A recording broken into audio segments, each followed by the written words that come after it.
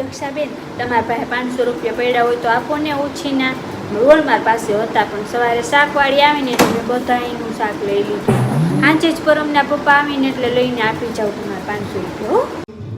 એ અંજુબેન બટેકા પડ્યા છે હોય તો આપો ને ઉછીના બે જ જોતા છે. હા એટલે પરમના પપ્પા માટે શાક બનાવું.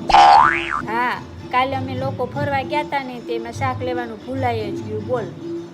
હા સાંજે હું લેવા જઈશ ને એટલે તમને આપી જઈશ હો. હા પરમને મોકલું છું એની યારે મોકલજો 2 જ બટેકા હો. હા હા તમારે ઓલી 10,000 વાળી બાંધણીની સાડી તમારે ન પહેરવી હોય તો આપજો ને મને કાલ પહેરવા. અહીંયા મારે સગાઈમાં જવું છે, ખાલી 2 કલાક જ પહેરવી છે, પછી પાછી આપી જઈશ. કાલના મહેમાન આવ્યા ને એમાં હાવ ભૂલાઈ ગયું.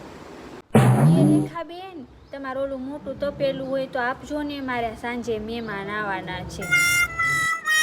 દૂધ પડ્યું હોય તો આપો ને થોડું. મારે બપોર વચારે બોલ મહેમાન આવ્યા. મને ખબર હોત ને તો હું સવારે દૂધ લઈ લેત, પણ કાંઈ વાંધો નહીં, હું સાંજે દૂધ લઈ આવીશ ને પછી આપી જઈશ. મોકલીશ, આપી જઈશ.